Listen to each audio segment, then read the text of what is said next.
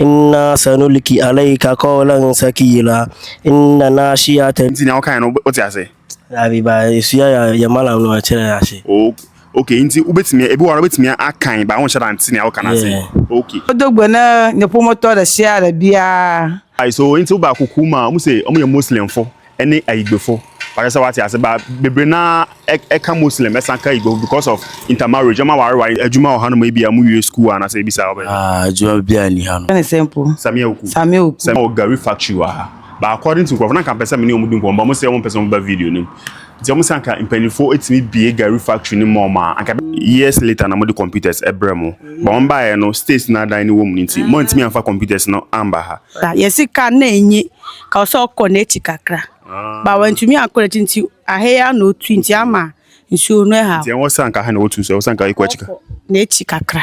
All right, so I learned on Wednesdays our kukumu aha no mo ndi abro aduan Wednesdays so omo nko afum ana ni light nso say light nso kro ni mu there be and nche wan na ewo and do school ni light kro ni mu no light na one side any one side pache you maybe say I want say Sami Awuku na MP. Today I visited a village in Akuapem called Kokumu. It will take you about 10 minutes from Manfi to that place, Akuapem to that place. So I went there to talk to the people about development, their culture, and other stuff. So without wasting much time, let me leave you to enjoy the rest of the video. Ejuma ohanu maybe amu ue school and I say bisa obe. Ejuma bia ni hanu. Ejuma school 23. DHS 1 to ask. Say scanning honti. Okay. Now once me to ask na dwuma bia ni hanu mabetimi do ho ahye mana say bisa. Dwuma bia ni me school na dwuma bia ni hanu. Afi na o bi estate bi wa ahanu say estate ni dey okay. Oh well. Nti san ko apply for abia omo ye mason carpenter we no betimi abon painters ni we no. This is na escanti. This is a site ni estate no ko ye dwuma gra. Oh na me kan say wakọ pa dwuma na. Akọ ejuma nti onum dey ejuma na akọ ye me ko ye we missing okay nti onu dey estate mu sin we a ejuma no asa no asa nti onu sabe dey survive wa this mu ye farming wa yo I had a farming dey na mu bia wa banche na bro okay anyway any me we na nti wo afu ma me papa dey na ya obo na ma me dey onifu okay nti adwuma ni ano wo ye den sesi ana next Sunday o chairman do be den they say me ma me wonti me ma me tongari nti okay to go no tongari no okay once we then yeah like adwuma pay sia no e bi ni ano apart from tea me pese like na me sia wedding by like sisa me won share family tin like adwuma din omo ye weather one say dabi like me sia adosu na aka na me sia ofe na me ba hanu na ho nyenya me ba adosu no so no want to be na me giant sala me pesa me sia painting e wa akra na me hu ni pa no se me brava je se la me dey agreement kakra na me to me tools no ba me tools no so me eska bia me pesa me di to no aka agreement na nyama na me to no drinks ni ha okay ska akra kan e bia bo number e betimi hu na wa boa wo sa me number is 0537 59 3296 okay yeah eba fusi ni ajevi all right enti won so sha den ade na person we ya omo mo hwe no betimi adomo na se bisa we say monsieur Juma on razani Juma be na osia monsieur we aluminium we ko Ebru okay enti apart from on den na person obi hu because o pese we we enti me maska se na fire enti den ade na say me tools okay enti o bo na ma you betimi afro na wadomo ska bia na se tools okay my number is 0545 975381 dia wa mara mate okay you mama dina o go chase enti that's it okay that's so and about kukum nti mo hwa e dey development na e ba ha no ma be boa makro no so atumpon me da say development a e ba akro no betumpon no anase e be boa obi bia na ye in school nsem in school dai no e wo say abantumi bem not me esi complete school MIA because community nankasa na ya boy home modern e put up a school into o say aban atumi e be hwe nti metiaze a community na bobo eska na esi school dai no sa pepepe okay na start school na start free then level KG e ba GSS okay yeah okay na macho letama e bia MP na say assemblyman so fan ko ka che mpenimpi so fan ko aban mpenifo ni mana se bisa. Ye guso aye di hujuma. Okay. Ti musi school dan how many years ni? Oh, yes, school dan no. E be school na no be 2006 to 2000 between 2006 and 2010. Oh, okay. Bani me da spa no. No so me da say. All right, so into ba kokuma, omu say omu ye Muslim fo, ene ayigbefo. But say what you say ba bebre na eka Muslim esanka igbo because of intermarriage. Omo ware inti kasa na Afra. Okọ down han so omu say ahanum Christian neto. Omu ye ewefo anasa igbefo so omu ye Christians. And omu the side no so ye igbefo ne Muslim for Afra. So what you say inti yen kokoro na enkoto okoro kakra. Amu won nsu ha ba ya tum e ya adwuma de. Pacho yen nsu no, since betue no, enhye da mba papa. Okay. Ebi wo wa 3 days ase na wanya kakra egu.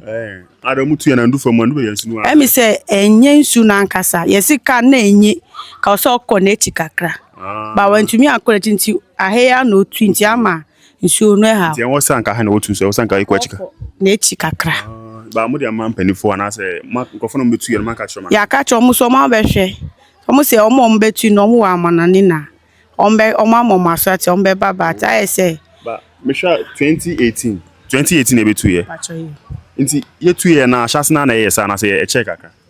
Di be se 2 months. Na e sha se ye bia entumi nye we tank no ma.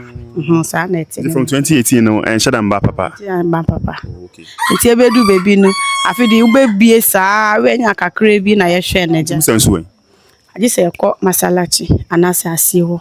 Omo to bi wo ho. Ebi wo masalachi ho na ebi wo ase ho. Be mu twen kakra. Mu twi ana aven so won se fi ha akosoro ho nyina first na ewe wa ha omo ba ne se ekra ha ofu so omo ba ha se. Ekra san church wo. Pacho yi. Okay, your friend is ekra be ni. Your friend ebi jewe ekra.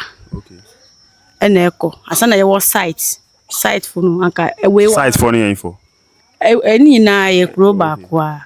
Nti we wa ha no wonante fi ho a na wa ba sisi age se ufi masalachi wono wa for people no asana wa ko fi nti ama haji. Okay, yati ti ebe sempen for say on ba be hwe on pipe na mo sanka wo say pipe ni tu achi wo ba kan ntimi enko achi na mu tu ya.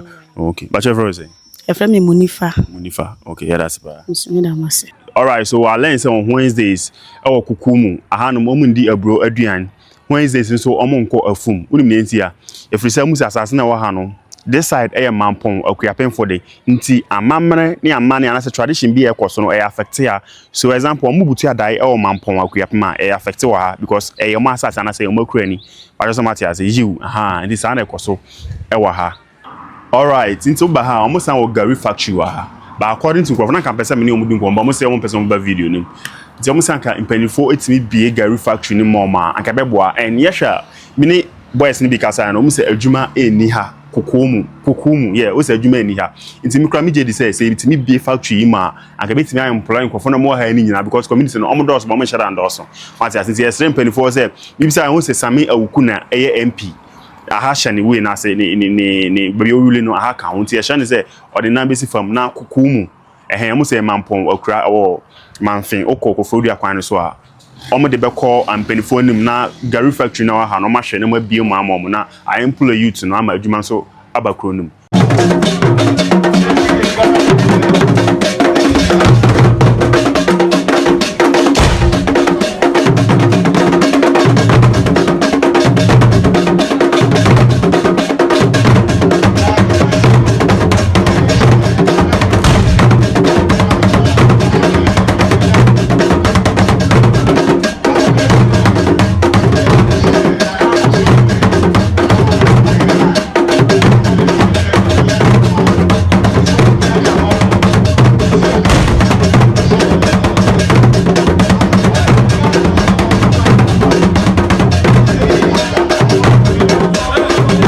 Okay, we say a higher library. Into library, no, so make sure I say more to some computers. Be I say computer library, remember? But me computers ni be I didn't see. Oh, ombe sima omo de amakurun. Ba na hia mo afi omo hon. Omo so omo si ya na omo koe. Nko na be see. NGOs fu na be sima Nti omo si ya omo koe na anu ya na bandi computer ni bia breye.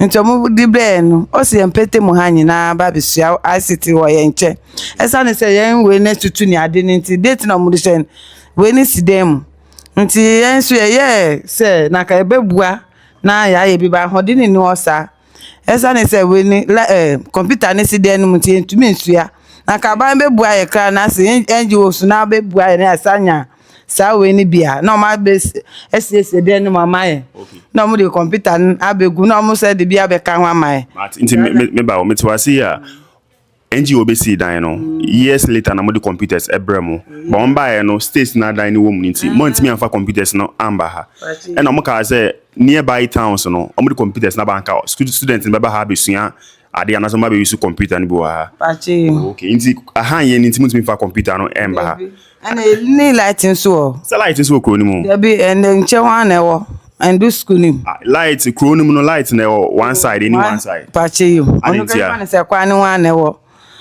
so omu si yen enimu ha na pole ni sisinti omu twa ni mu ntama light na ja kro ni nti on be light no ambedu han post na light post mu sisi na mo connect ambedu ha ade bi ambedu ha okay nti on light cry say light ni akra nti si amehwa mu hia light computers ni ba ha e be program na mu san hia renovation kakran so na ma bomb penifo ama na ban penifo ama ne amu ba tumi di adwen kika mu di ba ye hu hwe ye school dan ko ye nyakra mu be penti ma ye mpo na ni mu mpo nsisa ma ye kra ye hu hwe sa ma assembly man ayo ha ye wan Ahmed Agbenyaji otikumu ana so different town we Accra osawa this assembly like Accra ba infant ofi wa Congo ofi kuro mu haya pache na MP no say wan o se MP ni ye friend simple Samia Oku ni like ni we no ahaka so ye ni pesia so oba ha Samia Oku no ba ha oba bu what's the last time oba ha ye campaign oba ha oba ha bi Debbie na during campaign man kan chen say tibia we like this is the challenge am face wa ye to me ka sempanyi fu badia sa we nu de to me ye o ba mu kwa ahwen si sa semu that's super everything pache midi ni etu midi ye Cynthia Naza ana me say sare tu Naza Cynthia na be ni na ma etu ba okay bobo abusafo no bi di na mo shout out na tie modogbo na nyepo moto da share bia ika akpo nya ka o mo bale na mi am share ka adon ku akpo nyepo moto Ahmed onto odume ya lo onto odume ya afi evalia mi afo ka legbeta mi amodume ya ta obo yan na pelan eta o ba dogo gbo ni ka class ni ya gbo mele ta modogbo na ma share bia okay we yeah that's it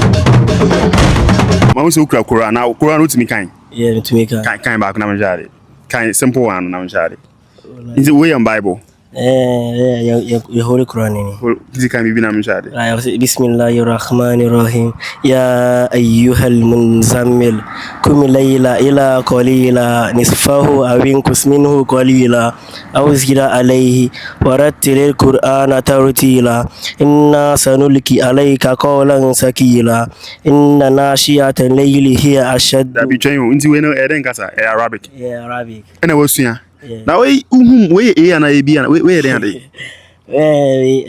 like English no be kan en by no shada kesire ni nti na o kan no what you say abi ba esuya ya malam no chere ase okay nti ubetimi ebi wara betimi akan ba won shada nti na o kan ase okay say utimi kan de say what you ask kakra ana ye o kasa nti na won say on say like esuya wi ansa na o chere ase okay nti ede bia wo ba bia mbesua ba like sura wo no na say name ko sura fufuru and what am we sura ba kwa yefe to column and na name ko sura to muluk Oh, okay. Nti bia sura sarikarim ana. Suratul Qalam. Ono no mu kwa mbisua the side pa na se mbrende. Oh, any Suratul Qalam ni.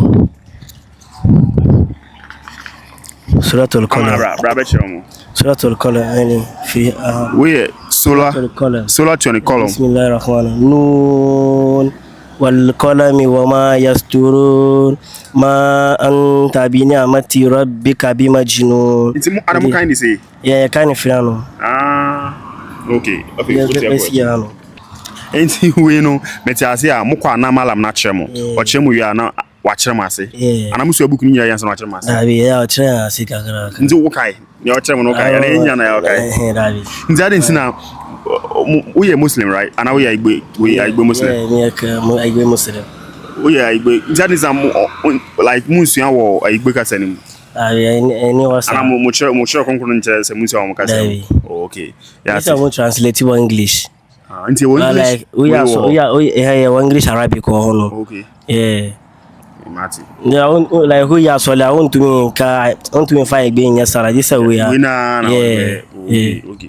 In like general terms, they be I want to say o kwan fa u betimi aka Arabic. You want to make Arabic ba me. Want to say Arabic. No, no makaranta na yes ya ba ya mala no o chere ba ta ma o chere no na me nya shasi.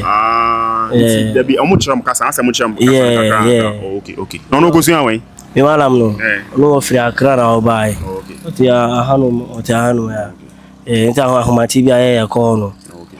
That's it ba. Nti wo hwa den na ba han ma be boa makro no so atumpon and as the development na mu hia wa public toilet. Okay. Nti mu ni public toilet okro ni. Baby. Nti bi asabe mpese mu ko baby so ayin na mu ko. Ye wo bi wo ho nso asai. Jaje mu ko bush. Yo. Okay, mati. Nti ma ka cha assemblyman na sempeni na okro mu asai bi am hia public toilet na asai bisa. O ya nka nkyere wo mu. Se wo some mu yi mo sitere say like mu ni say na hia mu okro no. Nti efise ye ka kyerɛ na se ne ebe ye no na. Okay. Mo aboaye. Bacho mda se ba. Ye frozen. E frem Nura to Adamu. Mu ya igbe for our rice. Tika igbe ba ko na me hwe. Ufi infant na mo ba no se. Vota infant. Vota ahwehwe. Nti chia bu abusuafo no bi di omo ho na chia omo vota gasen. Awade me abusuafo no omo nimi wo no mo se ye ko omo afa ye nko aha no mo na omo wiye. Nti mu na no ba ye no ha no na wo ma nti no mo bia o. David. Se wo ma ko. Ya se ye mami no na edi ye mbeko. Eni ye papa no nti omo afa ye nko. Nso mba no afo man ko no maka ha no mo. Yo. Se o se ubi sa mami no papa no mo do ko ana. We se no kure. Nti da be na bako. Enu de e wota ma evi se ye ko nso tam no nso ye. Time bia e betumi akọ. Si me da se.